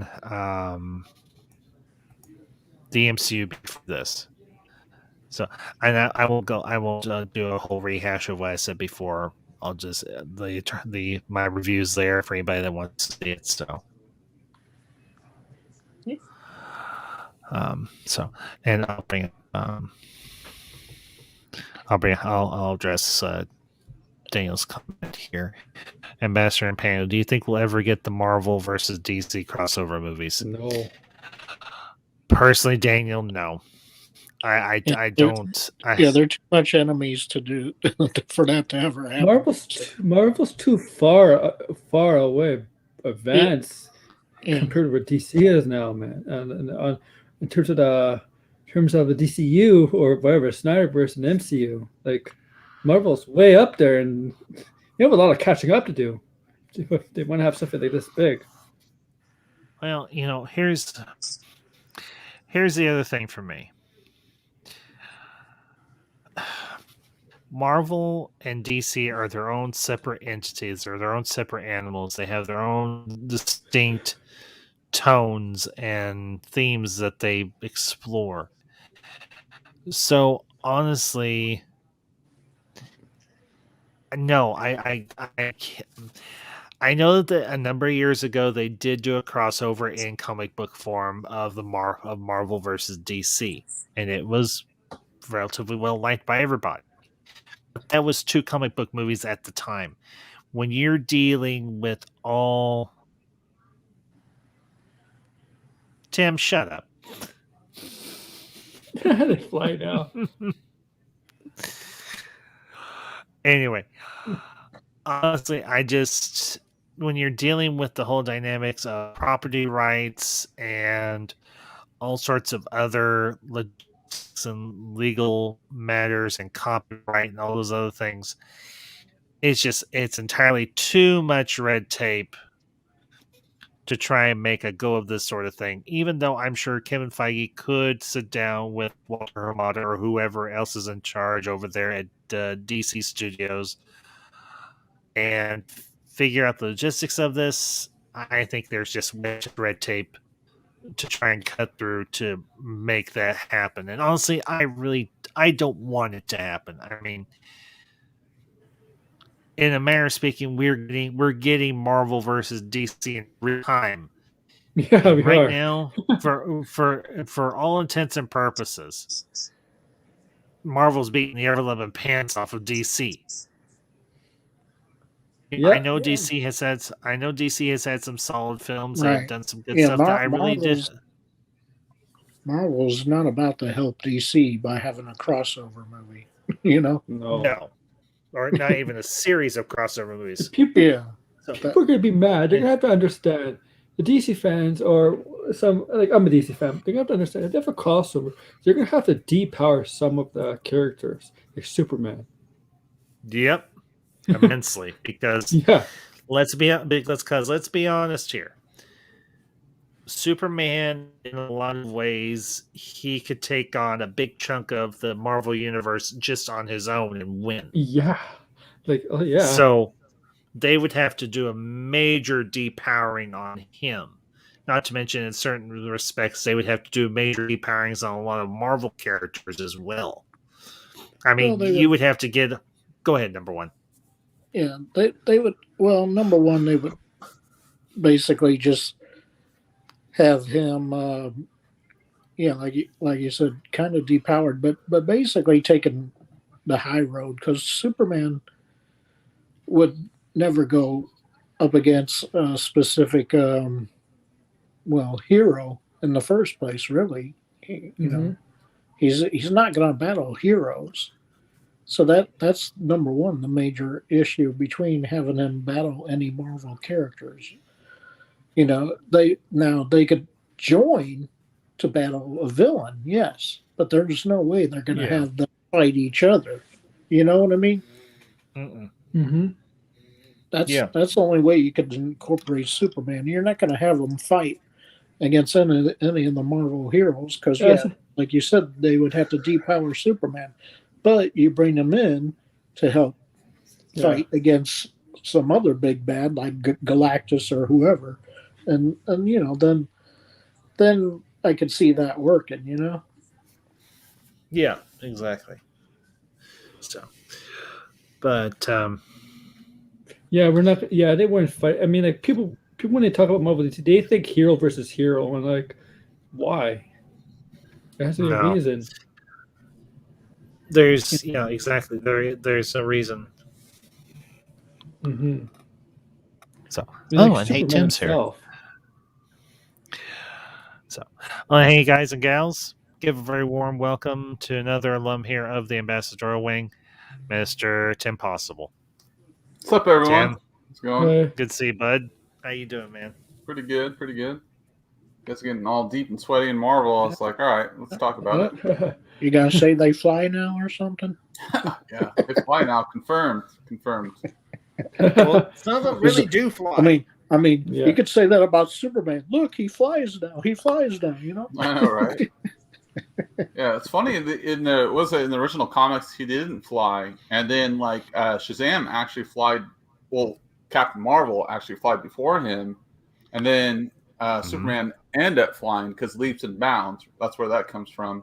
But that's that's old school stuff, whatever. But yeah. No, I agree with Ambassador what you're saying about like, yeah, sure. In the cinematic universe, definitely DCEU or DC, whatever you want to call it, is behind Marvel for sure. They're still figuring out their formula. They have like kind of sleeper hits more so. I think the big question I ask myself is if Christopher Nolan would have expanded the universe of what he did with the Dark Knight universe, do you think they would be in the same state? No, because the problem is that they would. Christopher Nolan wanted his Batman to be more of a realistic thing in terms of what would Batman be like in a realistic setting, like real life? How would it be like in real life? That's true. Oh, God. I think they need to really get Frank Miller on board. Yeah. To do that's what I think the about Batman for real, not this stupid Robert Patterson. The Batman. I mean, I want the Batman by Frank Miller. You know. Yeah. Well, I understand.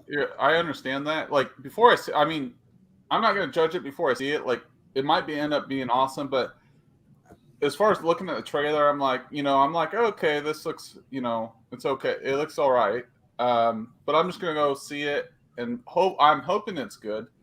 But like obviously, I would like a more Ben Affleck Batman. Man, he's Yeah, I mean, they've gone back to basically a skinny, scrawny Batman with Robert Patterson. Sorry, but that's what he looks like to me. Yeah, Oh. I understand that. Yeah, but like, I would like the thing is, I know you're like that, but like Michael Keaton wasn't exactly like when he was Batman wasn't built. No, right. but I that's think- I also think- in the '90s though. Like the thing is, like the evolution of like superheroes, they're all Yeah. jacked now. Look at like the. That's a shape problem. that- That's a problem. If you're Jack, sometimes if you're very Jack, you're actually kind of slower in your movements and stuff. So sometimes it's being. Look at it like an NFL athlete, dude. Like you look at running Yeah, back, that's true. dude. Those guys are like 6'1", 220 pounds. Like they go up against a smaller guy that's like 5'8", that's like 160 pounds. Like, oh, you can't move as fast. No, this dude is gonna out angle you, like beat you in every aspect, not just That's speed, true. but pure power. Like that's a big misconception. I mean, look at these boxers, dude. Like, look at the champions, Tyson Fury and the other dude, they're both like 260, and the other dude's like 280. Like both 6'7", 169. They are slow. No, they're freaking, destroying people. Both in the they both were like undefeated, and just like they can move. Like there's an element of power, and this is comics as well. Like I understand that when you see Exaggerated comics, right? Yeah, They yeah. exaggerated body shapes in comics. Yeah, and then also you have like chicks that are like, maybe it's different, right? Because you see like a 115-pound chick beating up a guy that weighs like 250, but like maybe that's a little bit different. But like I feel like for me it adds to it, like element of gravitas when you see like a formidable character. Like for example, if we look at like a character that's in MCU as Kingpin, right? He's supposed to be a bigger dude, like Vincent D'Onofrio. I don't know how to say his last name, but he's a D'Onofrio. he's a big dude and a big personality. He carries his weight, like he has a gangster type. He's played a lot of those roles, so that adds a level to it when a character is like more fierce looking on screen. Like Henry Cavill's a big dude. Are you gonna have like? There's never been a smaller Superman, right? They've all been bigger. Batman, of course, has been like skinnier in the '90s or whatever, but like That Superman really need to look all jacked up, all strong. I'm just saying, if he has super strength anyway, like doesn't really like. Yeah. If you think logically, right? Like if the guy has super strength, he doesn't really need to look. I know it looks good, but he really doesn't need muscle. To look like he has muscle if he has super strength inherent in him. That's true, sun. but like it's a marketing thing. Like you're Yeah, not gonna I hire know. like a model that's like it looks like a skater boy compared to a guy Yeah, that's that looks true. like Yeah. Chris Hemsworth, right? Chris Hemsworth's jacked right now for Love and Thunder. Oh yeah. Yeah. Yeah, man. Well, He's I do definitely. I do want to address Ferris's comment here. Hey, Ambassador, did you hear the rumors circling about Charlie Cox as Daredevil appearing in No Way Home, Jessica Jones appearing in She-Hulk, then Punisher and Blade appearing in The first Moon one I Knight? heard. No. Yeah, well, the rumor about Blade Blade and, is not a Blade. I don't think it's gonna be Moon Moon Knight. Knight. That was teased in the post-credit scene or the for Eternals. So,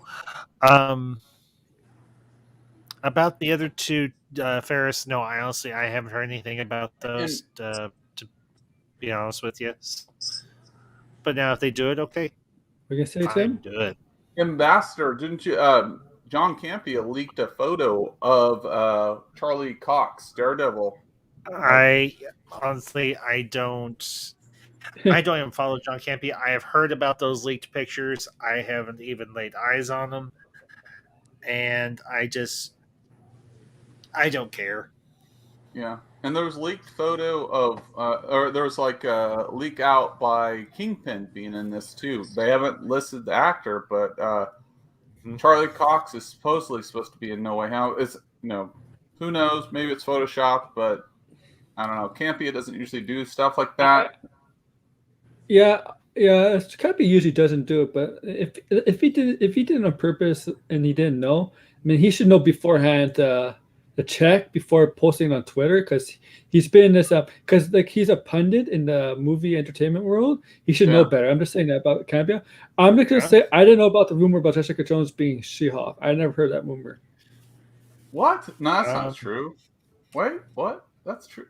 That's what the comment says, right? Jessica Jones appearing as She-Hulk, then Punisher. I don't know. I think Punisher it might be one of the few characters that may not end up in the MCU at all.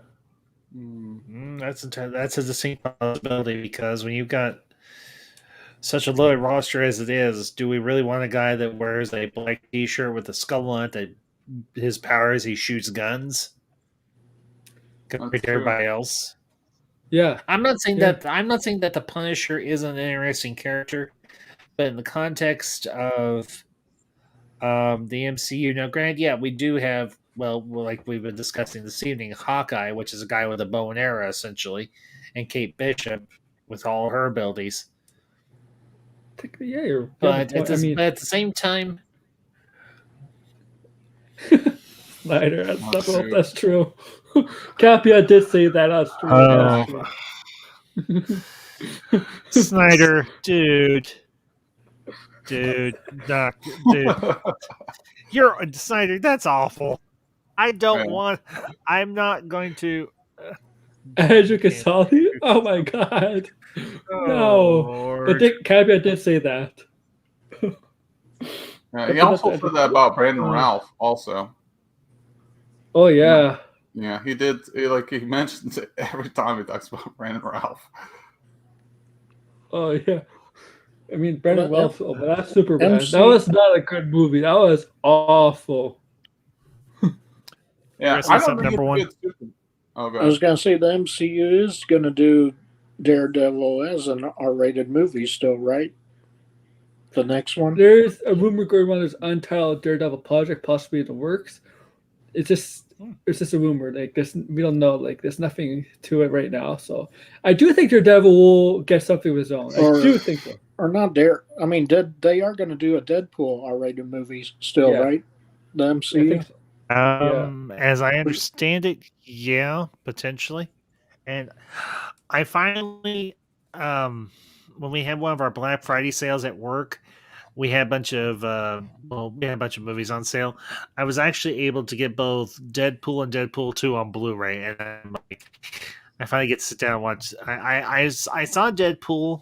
I saw it on Blu-ray, but I've only seen clips of Deadpool 2, and I'm like, I've heard a lot of good things about it, so I'm looking forward to checking that one out. And honestly, I don't have a problem if Marvel does more R-rated or more mature rated content. I mean, I'm 43 years old. I mean, I like what the MCU has done thus far, but would I like to see them do some maybe a little bit more bloodier, a little more intense? Ambassador. I'm going to call BS to some people. Yeah, Deadpool 3 will definitely be that, but you know. Oh yeah. I'm going to call BS to some people. You know, they say Marvel doesn't want to go rated R because they want the kids, right? Look at Joker. Joker was rated R. It made $1 billion. Granted. But here's the thing too. It was R-rated for particular reasons, and yeah. I think if Marvel is wanting to do R-rated, they need to do it for the right reasons, not just because people are asking for it.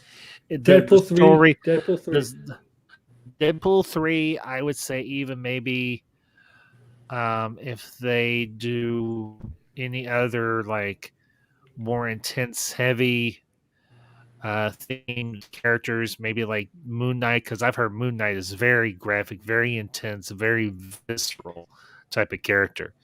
So I'm not opposed to Marvel Studios does R-rated at some point down the road, but I want it to be warranted. I want it to be earned, not just because they're trying to cater to an adult demographic. Because here's the thing.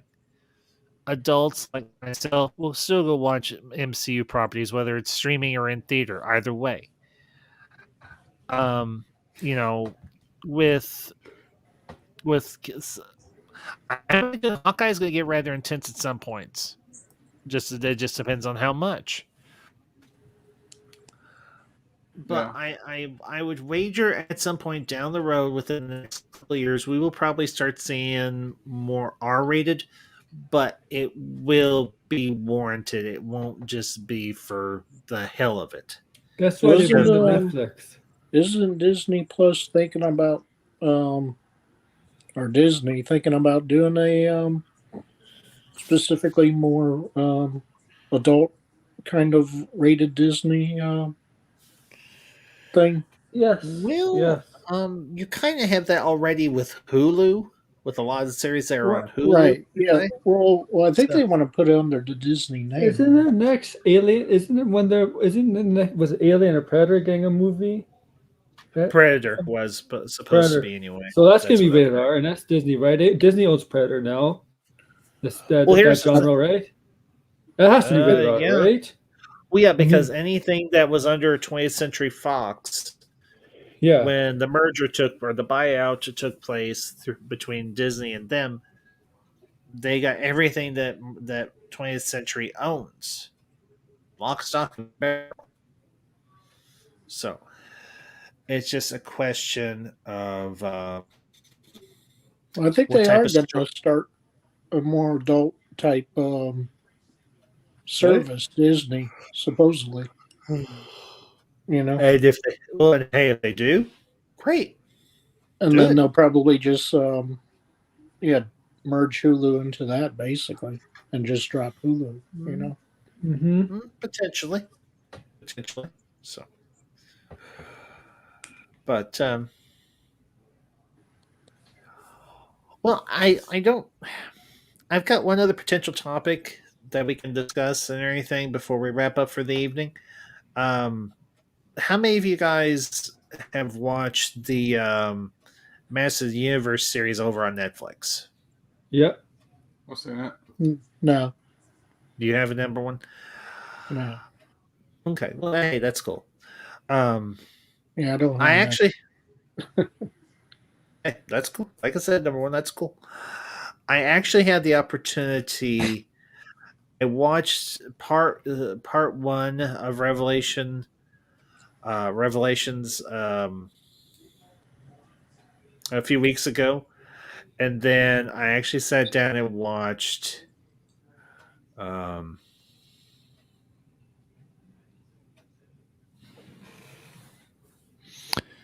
Mr. Record.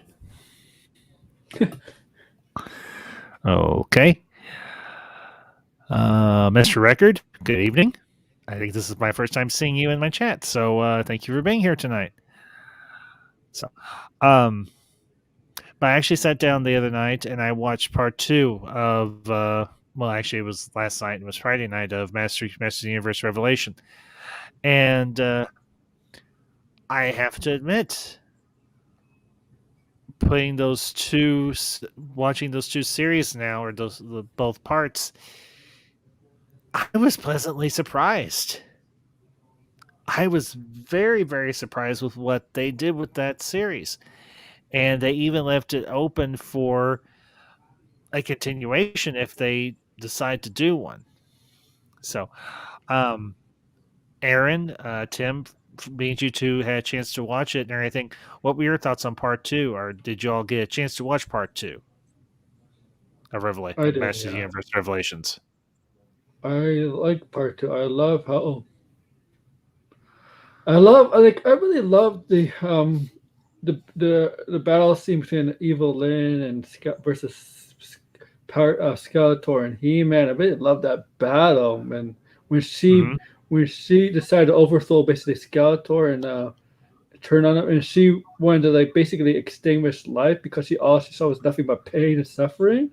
So she basically wanted to extinguish life. I love that battle. It was such a good battle. And then when I understand that Teela become the sources. When I saw her have a little battle with Evil Lyn, I was a little not happy with that because I thought there'd be a little bit more of a battle between them. But the battle between her and Skeletor and He-Man, okay. I've just gotta say this. I was never the biggest He-Man fan growing up as a kid. I liked He-Man well enough. I had some of the toys and everything, but it was never really my thing. What I have to admit about this series, both parts, it did something with the franchise that I thought was actually really ambitious, and also it was refreshing. It was a refreshing take on a franchise from the 1980s that I was a semi fan of, but not really a super hardcore fan of. Now, the one thing I will say is the animation style that they used for the series was very, very good. And I was from the jump, I was like, wow, this is not the 80s series that I remember growing up watching occasionally as a kid.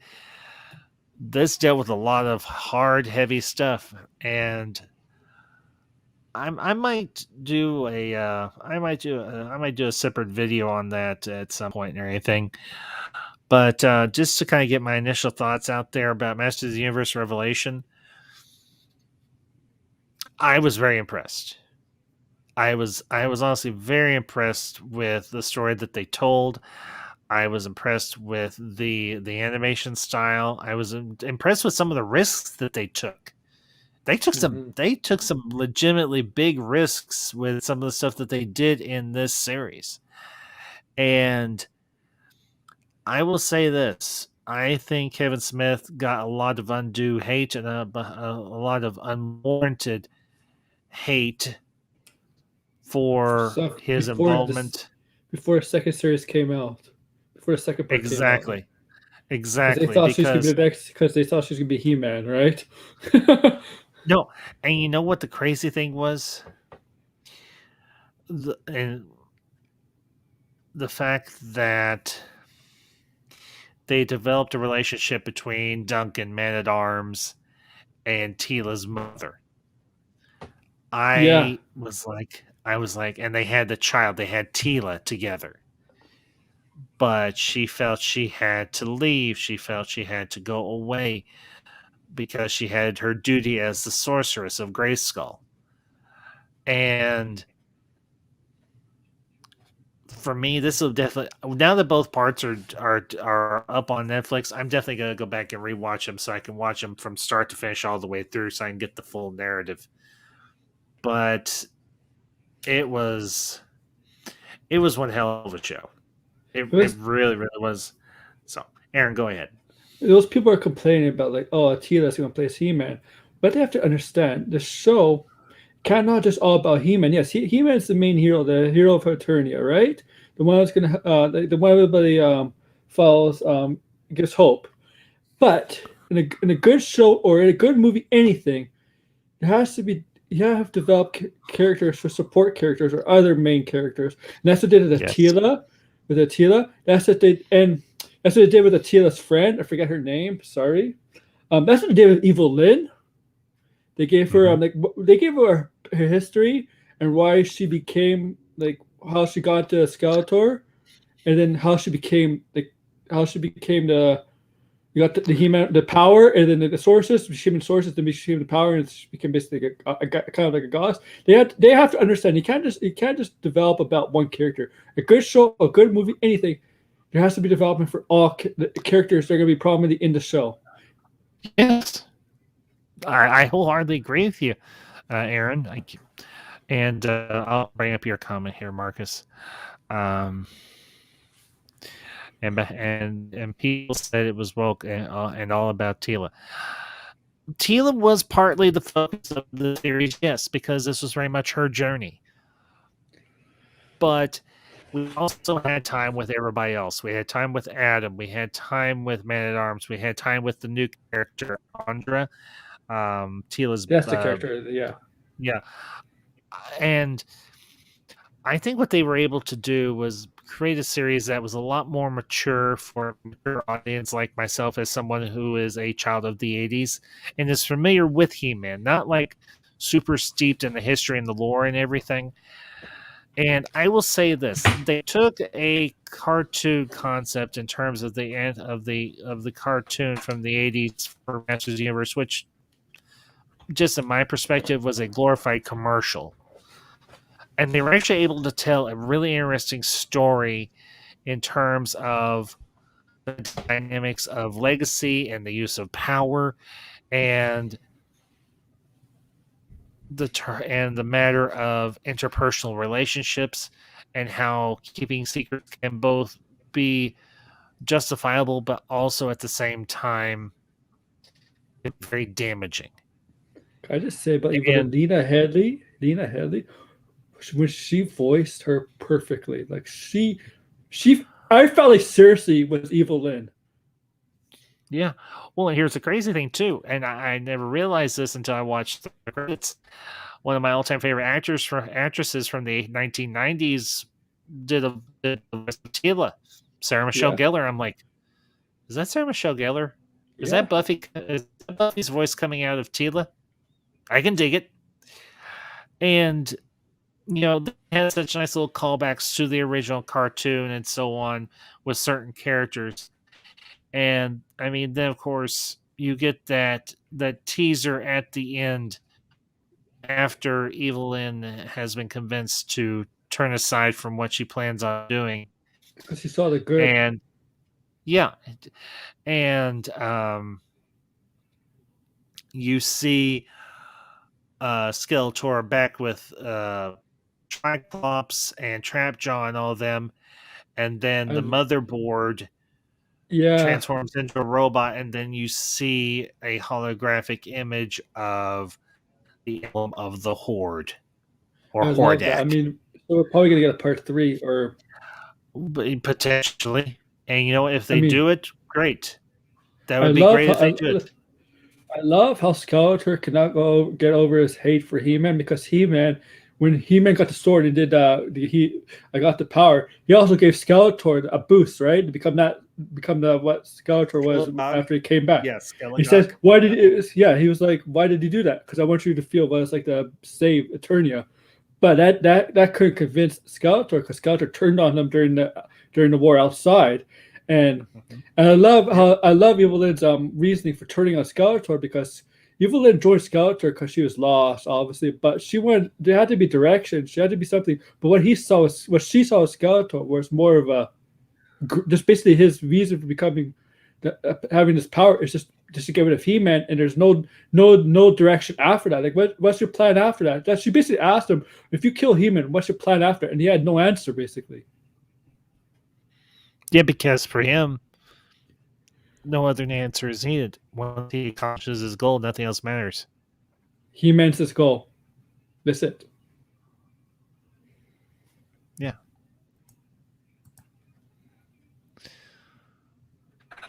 And Sarah Steppenwolf, you have a great night, man, and thank you for popping in, and hope you enjoyed yourself. Always a pleasure to see you, and we'll catch you on the next one. So, and I'll bring up Marcus's comment here. He-Man still has the spirit of a show. You're right. Still the spirit of a show, but it was still about his presence. Yeah, Marcus, I have to agree with you, man. So I mean, his death affected his parents. His parents were probably going to get a divorce. You know how it happens in real life too. When parents lose a kid, sometimes it kind of like distance themselves from each other, and they end up not stop loving each other because of losing a kid. That's what happened. That's what kind of felt like in the show with Adam's disappearance, and he saw when he came back as a hawk-like He-Man, right? Like the hawk. And you could tell when how the father was happy to see him, but the mother was happy to see him, but she wasn't totally happy because the situation with her and the father during the time they thought Adam was dead. That's why he has a great presence, not just for that, but for other things. Mm-hmm.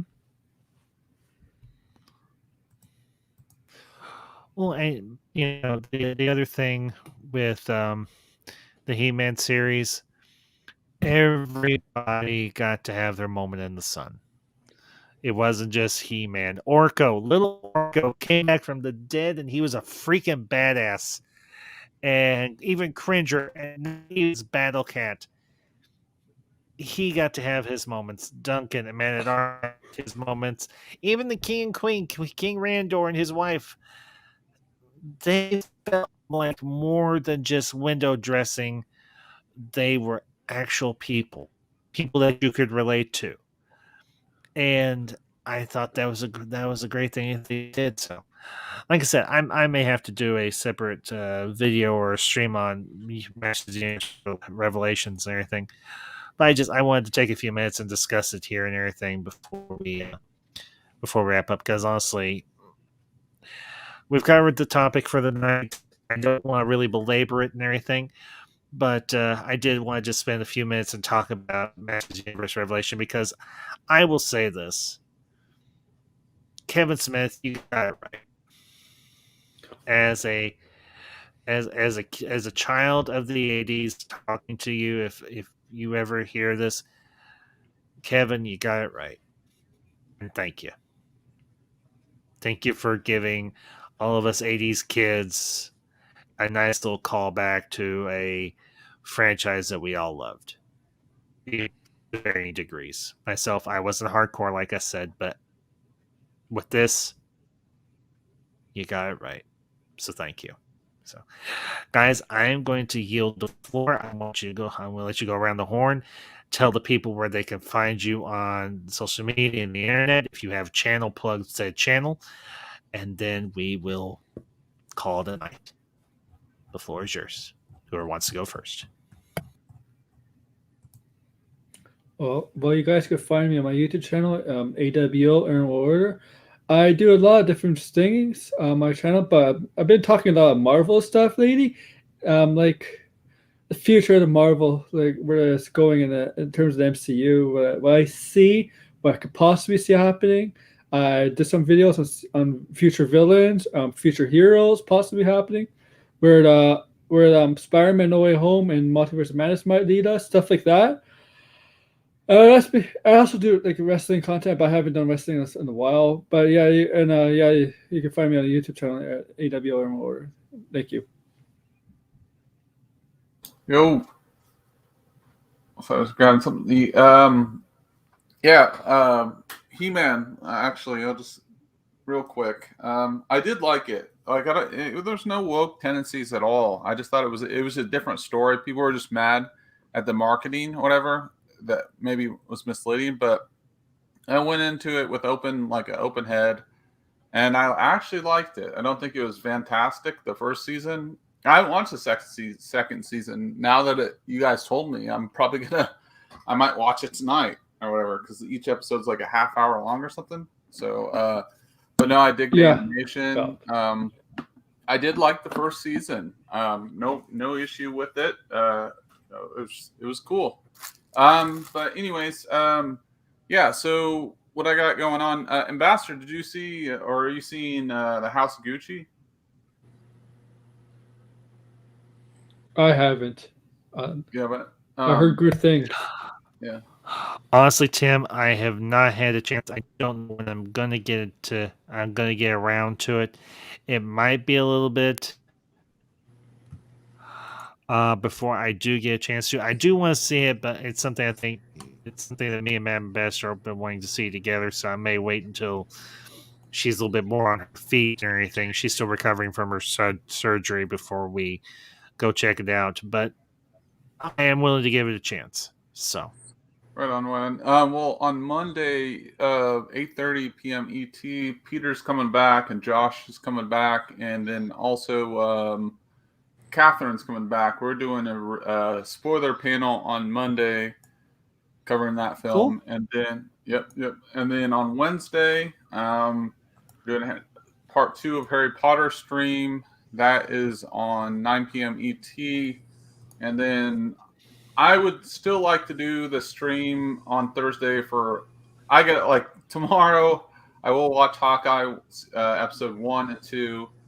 I got to get up to date. I don't know, I haven't been motivated to watch it. Like, the reviews have been divisive about it. Even Campia, known as. Yeah, Campia. Yeah, I know about Campia. Tim, I'm going to say this to you, and you know my perspective on this. Go check it out for yourself. Yeah. I wouldn't. You know, you want to listen to it, Craig? Fine, listen to it, Craig. But here's my advice: just go check it out for yourself. Make up your own mind. Yeah. Seriously, I'm I definitely think watching tomorrow. good. So, excellent. Yeah. But did you really like, or like, what? I mean, was it fantastic, or was it just like good? Like, I mean, I realize, I mean, it's only the first 2 episodes, With- right? So, It was very enjoyable. I'm gonna probably go back and rewatch it because I may rewatch it again tomorrow, or maybe Monday when I get home from work or whatever. But yeah, I'll definitely go give it a rewatch and everything because I was focused on it, but I was still a little fatigued, a little tired from work and everything. So Yeah. my mind wasn't 100% in. But I honestly, I would check it out for yourself. okay. Make Yeah. up your, That sounds Make good. your Yeah, mind. I mean, I'll check it out, and hopefully on Thursday, if we get enough interest, like I know you said you're down, we could do start doing shows on Thursday. I talked to Yeah. Zach. I think you knew his response on that one. But I had the yeah, feeling, but yeah, I talked to him, and it's okay. but yeah, if we can get like like a full panel, at least like 4 people or something, that's it's good enough for me. That always makes it exciting with that. So, you might, RJ Resident Justice. yeah, I like RJ. You might reach out to him. He might be interested to join us Gotcha. because Yeah, I know how much he's hardcore Marvel just like me and just like you. Okay. Well, maybe a little. Yeah. I know you like Marvel, but to I varying like degrees, both. and that's dude, that's fine. Yeah, So- yeah. RJ is obsessed with Marvel. No, I like, but Hey. I actually like DC better. But I think Marvel does it better as far as cinematic. But DC Yeah. does it better as far as animated movies and games. So, but yeah. So, okay. Yep. Well, of course, everybody, go over and check out Tim's channel, Tim Possible, Tim's Talk. I've been on there numerous times myself. Tim does a lot of good discussions, does a lot of good streams and everything. And if you're not subscribed to him already, definitely check out his stuff. If you like what he's doing, check it. Give him a sub. So, number one, tell the good people where they can find you on social media and so on, and we'll call it an evening. Yeah, my YouTube channel is just number one, and social media, Twitter, it's number one, no one. This is my Twitter handle.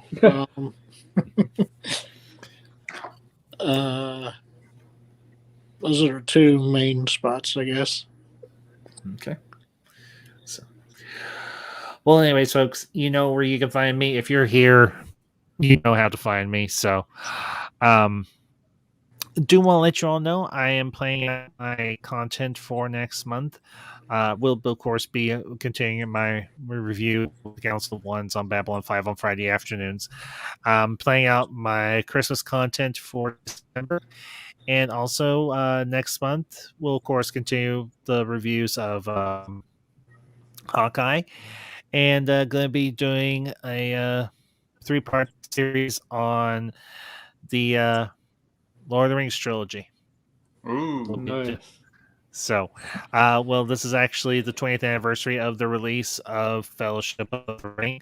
Yeah. No, I'm not gonna do one a year, but I'm gonna spread out. I'm gonna spread out all 3 reviews throughout the course of December. So, be sure to keep your eyes on social media because I will be making announcements about that. So, what night?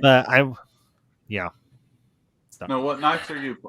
Do you have a like? I haven't decided as of yet, but I will keep everybody in the loop once I do decide. I would be interested in that for sure. So let me know.